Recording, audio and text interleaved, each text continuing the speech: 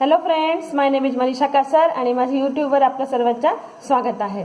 आपण मागील लेक्चर व्हिडिओमध्ये चॅप्टर नंबर 7 ची स्टार्टिंग केली होती, ज्याचं नाव होतं energy flow in an ecosystem.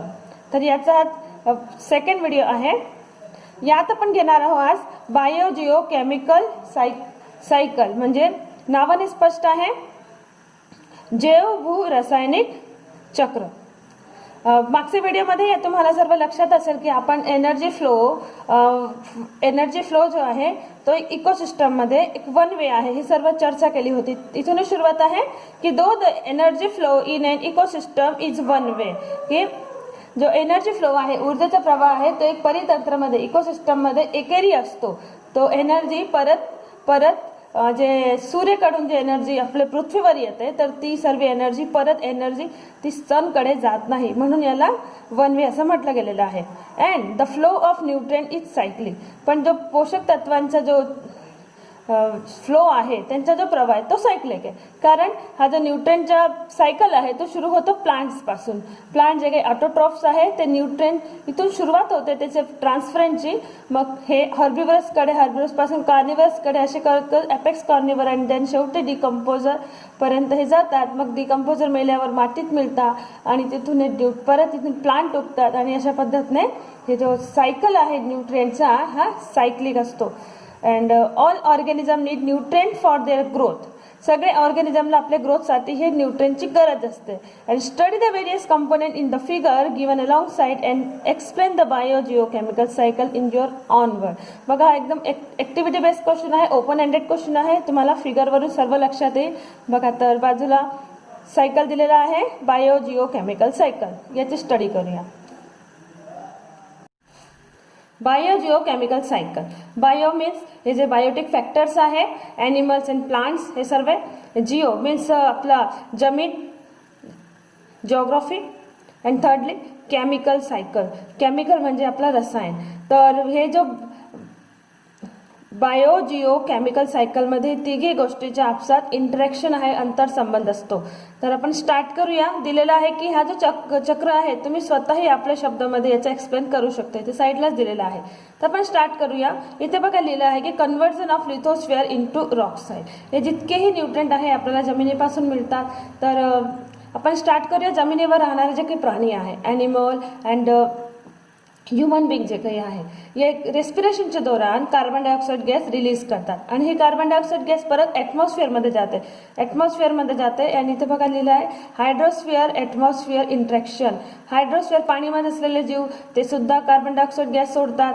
तर ही कार्बन डायऑक्साईड गॅस कुठे मिसळते? हे मिसळते ॲटमॉस्फिअरमध्ये. ॲटमॉस्फिअरमधली मग कार्बन डायऑक्साईड गॅस ही प्लांटकडे जाते आणि प्लांट जे आहे फोटोसिंथेसिस प्रोसेसच्या दौरान कार्बन डायऑक्साईड गॅस ॲब्झॉर्ब करून त्यानंतर ऑक्सिजन गॅस रिलीज करतात आणि ही ऑक्सिजन गॅस परत ॲनिमल्स अँड ह्युमन बिंग हे ॲब्झॉर्ब करतात. तर अशा पद्धतीने जो गॅसेस आहे, हे जे न्यूट्रिएंट आहे, यांचा फ्लो लिथोस्फिअर, हायड्रोस्फिअर अँड ॲटमॉस्फिअर आणि कंबाईनली आपण सांगितलं तर बायोस्फिअरमध्ये कंटिन्यू हे फ्लो चालत असतो. आणि इथे डेफिनेशन दिलेली आहे, the cyclic flow of nutrient. म्हणजे पोषक तत्वांचा जो चक्रीय प्रवाह आहे एक इकोसिस्टममध्ये, यालाच बायो जिओ केमिकल सायकल असे म्हणतात. Nutrient necessary for the growth of organisms are continuously transferred from biotic to abiotic factors. जे न्यूट्रिएंट आहे, जो आपली ग्रोथसाठी, ऑर्गॅनिझमची ग्रोथसाठी अत्यावश्यक आहे, त्यांचं कंटिन्यू असं ट्रान्सफॉर्मेशन झालं पाहिजे, त्यांचं स्थानांतरण झालं पाहिजे. आणि ह्या कुठून? बायोटिक फॅक्टरपासून अबायोटिक फॅक्टरकडे होत असतो. अबायोटिक फॅक्टरपासून बायोटिक फॅक्टरकडे होत असतो. अबायोटिक फॅक्टर म्हणजे जसं वॉटर आहे, लँड आहे, हे सर्व रॉक आहे, यांच्यापासून आपल्याला जे काही पोषक तत्व मिळतात ते त्याच्यासाठी आपण यांच्यावर डिपेंड आहोत. आपण म्हणजे बायोटिक फॅक्टरमध्ये आलो. ॲनिमल्स अँड ह्युमन बिंग हे सर्व बायोटिक फॅक्टर न्यूट्रिएंटसाठी एबायोटिक फॅक्टरवर डिपेंड आहे. आणि तसेच बायोटिक फॅक्टरकडून अबायोटिक फॅक्टरकडे सुद्धा यांचा फ्लो होतो. तर इकोसिस्टममध्ये हे जो एनर्जी फ्लो आहे, हे जे न्यूट्रिएंटचा फ्लो आहे, तो बायोटिक ते abiotic and abiotic to biotic असं कंटिन्यू चालत असतो. And this cycle operators continuously through medium of the biosphere from the lithosphere, atmosphere and hydrosphere. आणि हे न्यूट्रिएंटचा जो फ्लो आहे ते बायोस्फिअरमध्ये कंटिन्यू चालतं. बायोस्फिअर म्हणजे ॲटमॉस्फिअर, लिथोस्फिअर आणि हायड्रोस्फिअर तिघही मध्ये फ्लो कंटिन्युअस इकडचं तिकडे होत राहतो. म्हणजे एक स्फिअरपासून दुसऱ्या स्फिअरकडे हे त्याचं ट्रान्सफॉर्मेशन कंटिन्यू होत असतो. The recycling of biological, geological and chemical sources of nutrient in this process is a complex process. हे जे रिसायकलिंग आहे, रिसायकलिंग म्हणजे त्याचा फेरबदल जे होत राहतो न्यूट्रिएंट जे आहे. न्यूट्रिएंट कोणते तर बायोलॉजिकल म्हणजे जे आपल्याला जीवांपासून भेटतात ते न्यूट्रिएंट, जिओलॉजिकल जे आपल्याला जमिनीपासून भेटतात ते, आणि केमिकल सोर्सेस जे काही आपल्याला केमिकल भेटतात, जे काही रसायन वगैरे जे आहे जे आपल्याला सोर्स अबायोटिक फॅक्टर्सपासून भेटतात, हे सगळे जे आहे हे न्यूट्रिएंट हे प्रोसेस हे यांचा रिसायकलिंग जे आहे ते एक गुंतागुंतीची प्रोसेस आहे. And depends upon the level of energy transfer in the ecosystem. आणि हे सर्व इकोसिस्टममध्ये एनर्जी लेवलवर डिपेंड करते की एनर्जी कोणत्या लेवलवर आहे. मागे तुम्हाला एनर्जी लेवल शिकवलेले होते पिरामिडमध्ये, तर असं एनर्जी लेवलवर डिपेंड करतो की गुंतागुंतीची प्रोसेस कोणत्या स्तरावर होते. यानंतर दिलं आहे टाइप्स ऑफ बायोजिओकेमिकल सायकल. बायोजिओकेमिकल सायकल हे दोन प्रकारचे आहे. जेव्हा गॅसेसचे आदान प्रदान होतो एका स्फिअरपासून दुसऱ्या स्फिअरमध्ये तेव्हा याला गॅसेस सायकल म्हणतात. आणि जेव्हा जमिनीवरचे न्यूट्रिएंटचा होतो ट्रान्सफर तेव्हा याला सेडिमेंटरी सायकल असं म्हणतात. बघूया gases cycle. An accumulation of the main abiotic gases, nutrient materials is found in the earth's atmosphere. पृथ्वीचे ॲटमॉस्फिअरमध्ये जो एबायोटिक गॅसेस आहे जसं nitrogen, oxygen, carbon dioxide gas, water vapour, हे जे काही आहे न्यूट्रिएंट जे आपल्यासाठी गरजेचे आहे हे मटेरियल आपल्याला अबायोटिक फॅक्टरपासून मिळतात. तर यांचा जेव्हा सायकल तयार होतो यांचा फ्लो जो सायक्लिक आहे तर हे सायकल गॅसेस सायकलच्या मध्ये येतो. तर सेकंडली सेडिमेंटरी सायकल. सेडिमेंटरी म्हणजे जमीन. तर an accumulation of the main abiotic nutrient materials is found in soil. असे अबायोटिक न्यूट्रिएंट मटेरियल जे आपल्याला जमिनीमध्ये सापडतात त्यांचं अक्युम्युलेशन जेव्हा होतो तर हे कोणते जे आपल्याला रॉकपासून भेटतात, चट्टानमधून खोदून भेटतात, ज्याच्यामध्ये येतात आयरन, कॅल्शियम, फॉस्फरस. जेव्हा यांचा फ्लो सायकलमध्ये होतो तेव्हा हे सायकलला सेडिमेंटरी सायकल असे म्हणतात. The gaseous cycle is a speedier cycle than the sedimentation cycle. जे पोषक तत्व आहे जे आपल्याला जमिनीपासून भेटतात त्यांच्या सायकलपेक्षा गॅसेसचा सायकल हा स्पीडियर आहे, त्याच्या तीव्र वेगाने होतो. For example, if CO2 has accumulated in an area it is quickly disappeared with the wind or absorbed by plants. एक्झाम्पलसाठी सांगितलं आहे की गॅसेसचा सायकल का फास्ट असतो. जर समजा एका ठिकाणी CO2 खूप एकत्र झालेला आहे, जसं खूप गर्दीची जागा आहे, तिथे सर्वांच्या श्वसनद्वारे CO2 गोळा झालेला आहे, गरमी होतं ना, तर CO2 तर थोड्या वेळाने ती हवेद्वारे वेगळी वाहिली जाते किंवा जवळपास असलेल्या प्लांट्सद्वारे ती ॲब्झॉर्ब केली जाते आणि हा सायकल असा फिरत असतो. Climatic changes and human activities seriously affect the speed, intensity and equilibrium of these cycles. जो हवामानमध्ये बदल होत आहे तसंच ह्युमन ॲक्टिव्हिटीज आहे. ह्युमन ॲक्टिव्हिटीज कसं जमिनीमध्ये सारखं बोरिंग करणे, तसंच फॅक्टरी कारखाने खूप जास्त उभारले गेलेले आहे, तसंच इतकं मोठं मात्रेमध्ये स्मोक स्प्रेड होणे यामुळे गॅसेसचं संतुलन बिघडलेलं आहे हवामानमध्ये. तर हे जो क्लायमेटिक चेंजेस होत आहे तसंच ह्युमन ॲक्टिव्हिटीज आहे तर हे जो चक्र आहे याची स्पीडला, हे जो सायकल आहे याची स्पीडला डायरेक्टली प्रभावित करतो. इंटेन्सिटी आहे तसं त्यांचं संतुलन आहे इक्विलिब्रियम याला डायरेक्टली प्रभावित करतो. Hence various aspect of this cycles are extensively studied nowadays. म्हणून असे चक्र याचा स्टडी आता सिलेबसमध्ये केली जात आहे आणि जिची चर्चा नेहमी वेगवेगळ्या साधनांद्वारे केली जात आहे. तसंच सायंटिस्ट सुद्धा यासंबंधी वेगवेगळे शोध करत असतात. यासंबंधी काही ना काही चर्चा सुरू असते सोशल मीडियावर. The carbon cycle. कार्बन चक्र. The circulation and recycling of carbon from the atmosphere to living organism. कार्बनचा जो सर्क्युलेशन आहे आणि रिसायकलिंग आहे, पुनर्चक्र जे आहे, तो ॲटमॉस्फिअर ते लिव्हिंग ऑर्गॅनिझमकडे, तसेच ते मेल्यावर लिव्हिंग ऑर्गॅनिझमकडून परत ॲटमॉस्फिअरमध्ये होत असतो. यालाच कार्बन चक्र असे म्हणतात. Abiotic carbon atom are circulated and recycled into biotic from mainly through photosynthesis and respiration. जे अबायोटिक कार्बन आहे, एबायोटिक कार्बन जे आपले रॉकमध्ये आहे, जसं कोळसा आहे, कोळसा रॉकमध्ये सापडतो, तर कोळसा हा एबायोटिक कार्बन आहे. मग जेव्हा हा कार्बन मानव शरीरमध्ये किंवा लिव्हिंग ऑर्गॅनिझमच्या शरीरमध्ये, प्लांट्स, ॲनिमल, ह्युमन बिंगच्या शरीरात असेल, तर हाच कार्बन मग बायोटिक कार्बन असं म्हटलं जातो. तर लक्षात घेऊन घ्या की एबायोटिक कार्बन आणि बायोटिक कार्बन काय असतो. इथे लिहिलं आहे, abiotic carbon atoms are circulated and recycled into biotic from mainly through photosynthesis. Photosynthesis process बघा, फोटोसिंथेसिस प्रोसेसमध्ये काय होतो की जो प्लांट्स आहे ते कार्बन डायऑक्साईड गेन करतात. कार्बन डायऑक्साईड कार्बनपासून बनलेली आहे. आता ही कार्बन डायऑक्साईड ॲटमॉस्फिअरमध्ये मिसळलेली असते, तर ही झाली एबायोटिक कार्बन. हे कार्बन झालं एबायोटिक कार्बन. हे एक एबायोटिक कार्बनचा शोषण करणारे प्लांट जे असतात, जेव्हा हे फोटोसिंथेसिस प्रोसेस करतात, तर हे CO2चे कन्व्हर्टेशन होऊन जातं ग्लुकोजमध्ये, C6H12O6. खाली प्रोसेस दिलेलीच आहे, आपण त्यावरही चर्चा करणार. तर यामध्ये मिक्स कन्वर्ट होऊन मग आता हे स्टोर होतो प्लांट्सचे फ्रूटमध्ये किंवा त्याच्या वेगवेगळ्या बॉडी पार्ट्समध्ये एक्स्ट्रा फूड स्टोर होतो, ज्याचं कन्झम्पशन लिव्हिंग ऑर्गॅनिझम्स करतात.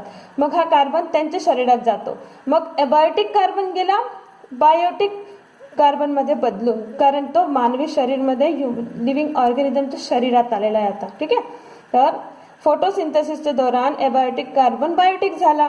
तसेच रेस्पिरेशन दौरान हे जो बायोटिक आहे, जो आता मानव शरीरमध्ये आहे, कार्बन हा ऑक्सिजन मध्ये मिक्स होऊन म्हणजे श्वसन करेल, तर कार्बन C+O2 होऊन CO2 बनतो आणि हा कार्बन डायऑक्साईड गॅस मग याच्यामध्ये जो बायोटिक कार्बन आहे तो मग परत प्लांटकडे जातो. म्हणजे झालं बायोटिक कार्बन ते एबायोटिक कार्बनमध्ये change. Hence the carbon cycle is one of the important biogeochemical cycle.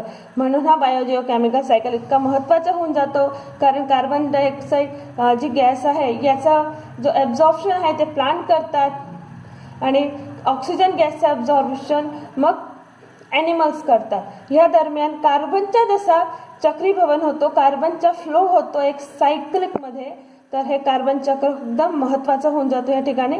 And carbon cycle जो आहे तो बायोजिओकेमिकल सायकलचाच एक प्रकार आहे. Plants convert carbon dioxide into carbohydrate by the process of photosynthesis. बघा, जे काही मी आता ओरल सांगितलं ते सर्व आता वन बाय वन इथं लिहून दाखवलेलं आहे की जो प्लांट आहे ते फोटोसिंथेसिस प्रोसेसच्या दौरान कार्बन डायऑक्साईड ॲब्झॉर्ब करून त्याला कार्बोहायड्रेटमध्ये चेंज करतात. And similarly they produce carbon compounds like protein, fat too. त्याचसोबत ते प्रोटीन आणि फॅट सुद्धा तयार करतात. फक्त ग्लुकोज नव्हे तर प्रोटीन, फॅट सुद्धा तयार करतात. Herbivorous feed upon plants. Herbivorous हे प्लांट खातात and carnivorous feed upon herbivorous. Carnivorous हर्बिव्हरसला खातात. In this way biotic carbon is transported from plants to herbivorous. या अशा पद्धतीने जो बायोटिक कार्बन आहे, बायोटिक कार्बन जे एखादा लिव्हिंग ऑर्गॅनिझममध्ये गेलेला आहे, त्याच्या शरीरात आहे, म्हणजे बायोटिक कार्बन. हा कार्बन ट्रान्सपोर्ट होतो प्लांटपासून तर हर्बिव्हरसकडे आणि हर्बिव्हरसकडून कार्निव्हरस अँड कार्निव्हरसकडून ॲपेक्स कंझ्युमरपर्यंत, शेवटच्या श्रेणीवरचे. मग जेव्हा ॲपेक्स कंझ्युमर डेथ होते त्यांची, मग ते मातीमध्ये मिसळून त्यांचा डिकम्पोज करणारे जे डिकम्पोजर आहे ते डिकम्पोज करतात आणि मातीमध्ये मिसळून परत हे न्यूट्रिएंट मातीमध्ये मिसळतात आणि तिथे प्लांट उगतो. हे सर्व आपण फूड चेनमध्येही बघितला होता. मग हे जो सायकल आहे कार्बन सायकल म्हटला जातो. आपल्याला इथे कार्बन सायकल फिगरमध्येही बघता येईल. सर्व दिलेलं आहे. हे सन आहे. सनकडून जी एनर्जी निघते ही एनर्जी प्लांट्स ॲब्झॉर्ब करतात. बायोटिक कार्बन जे आहे, बायोटिक डिकम्पोजिशन होतो इथे. रेस्पिरेशन जे करतात प्लांट्स, इथून कार्बन डायऑक्साईड गॅसतून ऑक्सिजन तयार होतो. ऑक्सिजन हे ॲनिमल गेन करतात. ॲनिमलचे रेस्पिरेशन थ्रू CO2 निघतो आणि हा CO2 परत प्लांट्स गेन करतात. त्यासोबत जो पाणीमध्ये जी आहे ॲनिमल्स ते सुद्धा कार्बन डायऑक्साईड रिलीज करून ते हवेमध्ये मिसळतात. तसेच हे जे प्राणी जेव्हा मरतात तेव्हा एकतर त्यांना जमिनीमध्ये कुजलं जातं. जमिनीमध्ये कुजल्याने सुद्धा त्यांचा फॉसिल फ्यूल तयार होणार आणि हे फॉसिल फ्यूल जे आहे ते परत फॅक्टरीजमध्ये यूज होऊन तो कार्बन डायऑक्साईड गॅसमध्ये कन्वर्ट होऊन तो परत ॲटमॉस्फिअरमध्ये मिक्स होतो. अशा पद्धतीने कार्बन असं त्या चक्र सुरू असतो. यानंतर पुढील बॉक्समध्ये फोटोसिंथेसिस आणि रेस्पिरेशन दोघी प्रोसेसची केमिकल रिएक्शन दिलेली आहे. ती सुद्धा महत्त्वाची आहे. त्याची रीडिंग तसंच ते लिहायला सुद्धा एक्झामला येऊ शकते. फोटोसिंथेसिसची रिएक्शन अशी आहे. 6CO2 + 12H2O in the presence of sunlight and the chlorophyll it makes C6H12O6 + 6H2O + 6O2. सांगण्याचा अर्थ की जेव्हा फोटोसिंथेसिस प्रोसेस होते तेव्हा कार्बन डायऑक्साईड गॅस हे प्लांट्स ॲब्झॉर्ब करतात आणि पाणी जेव्हा ॲब्झॉर्ब करतात हे दोघंहीच्या प्रेझेन्समध्ये, तसंच सनलाईट असताना क्लोरोफिलच्या उपस्थितीमध्ये यांच्यापासून ग्लुकोजचे मॉलिक्यूल तयार करतात. हे जे ग्लुकोज आहे हेच म्हणजे प्लांट्सचा जेवण होय. आणि हा जो एक्स्ट्रा जे असतो ते प्लांट्समध्ये फ्रूट, लिव्स आणि वेगवेगळे पार्ट्समध्ये साठवलेला असतो जे काही हर्बिव्हरस कंझ्युम करतात नंतर. त्यासोबत पाणीचे मॉलिक्यूल आणि ऑक्सिजन गॅस रिलीज होते जी काही ॲनिमल्स अँड ह्युमन बिंगला रेस्पिरेशनसाठी कामात येते. मग ही ऑक्सिजन गॅस ही रेस्पिरेशन प्रोसेसमध्ये दाखवलेली गेलेली आहे ज्यामध्ये ही ॲब्झॉर्ब केली जाते आणि जे हर्बिव्हरस आहे ते प्लांट्स कंझ्युमर आहे ते हे ग्लुकोजला जे काही प्लांटचा जेवण असतो यांचा ॲब्झॉर्ब करून ऑक्सिजन गॅसला ग्रहण करून इन द रेस्पिरेशन प्रोसेस हे दोघे मिक्स होऊन मग इन मायट्रोकॉन्ड्रिया म्हणजे प्रत्येक सेलमध्ये ही प्रोसेस होते शरीरमध्ये आणि याच्यापासून म्हणतो 6CO2 + 6H2O यापासून कार्बन डायऑक्साईड गॅस निघते जी काही श्वसनाच्या दौरान बाहेर एक्झेल केली जाते, सोडली जाते. वॉटर मॉलिक्यूल तसंच एनर्जी गेन करते म्हणजे ॲनिमल्स अँड ह्युमन बिंग जे जेवण करतात रेस्पिरेशनच्या सोबत मग ह्या ठिकाणी एनर्जी तयार होते. जेव्हा खाल्लेल्या पदार्थामध्ये ऑक्सिजन गॅस मिक्स होते त्यामध्ये एनर्जी तयार होते. Even actually after death all type of consumer जितकेही कंझ्युमर आहे सगळे मेल्यानंतर डिकम्पोज बाय डिकम्पोजर्सद्वारे डिकम्पोज होतात. जसं बॅक्टेरिया आहे, फंगी आहे, हे सगळे आणि कार्बन डायऑक्साईड गॅस रिलीज होते त्या ठिकाणी. कारण सगळ्यांचं जे शरीर आहे ते म्हणजे कार्बनने बनलेलं आहे. कार्बन + O2 = CO2 हे रिलीज होऊन अगेन इनटू ॲटमॉस्फिअर आणि ही CO2 परत ॲटमॉस्फिअरमध्ये मिसळली जाते and is use again by living organism आणि ही CO2 परत लिव्हिंग ऑर्गॅनिझमद्वारे वापरली जाते. जसं प्लांट CO2ला ॲब्झॉर्ब करतात, परत ऑक्सिजन गॅस निघते, ही ऑक्सिजन ॲनिमल्स गेन करतात आणि ॲनिमल्स परत CO2 रिलीज करतात. And in this way carbon is continuously passed on from one living organism to another. अशा पद्धतीने कार्बन हा एक लिव्हिंग ऑर्गॅनिझम पासून दुसऱ्या लिव्हिंग ऑर्गॅनिझमकडे ट्रान्सफर होतो. After the death of living organisms carbon goes to the atmosphere and is again taken up by living organism. Living ऑर्गॅनिझमची डेथ नंतर मेल्यानंतर मग कार्बन डायऑक्साईड गॅस ही कार्बन जे आहे परत ॲटमॉस्फिअरमध्ये मिक्स होतो आणि परत लिव्हिंग ऑर्गॅनिझमद्वारे घेतला जातो. आता याचा फॉर्म कोणताही असू शकतो की हा कार्बन जे आहे कार्बन डायऑक्साईड गॅसच्या स्वरूपात गेलेला आहे, मग कार्बन डायऑक्साईड गॅसच्या स्वरूपातच लिव्हिंग ऑर्गॅनिझम घेतात. ही गोष्ट वेगळी आहे. पण कार्बन जे आहे कार्बन शरीरामध्ये जातो एका लिव्हिंग ऑर्गॅनिझमपासून दुसऱ्या लिव्हिंग ऑर्गॅनिझमपर्यंत. तर हा होता असा कार्बन सायकल. अगदी सोपा कार्बन सायकल आहे. तुम्हाला हे जे दोघी सायकल आहे बायोजिओकेमिकल सायकल आणि कार्बन सायकल हे तुम्हाला ऑन युअर वर्डमध्ये एक्सप्लेनेशनसाठी येऊ शकतो. तसेच फिगर ड्रॉ करण्यासाठी येऊ शकतो. तर चांगली तयारी करा मित्रांनो. आय थिंक आजचा हा व्हिडिओ आपण इथेच कन्क्लूड करूया. आजच्या व्हिडिओमध्ये आपण बरंच काही बघितलं. मग थोडं घ्या आणि एकदम सावकाश शिका. याच्या संबंधित प्रश्नोत्तर सुद्धा आपली वहीमध्ये लिहून घ्या. तर मग आता पुढच्या लेक्चरमध्ये आपण पुढच्या सायकल बघणार आहोत. तोपर्यंत बाय.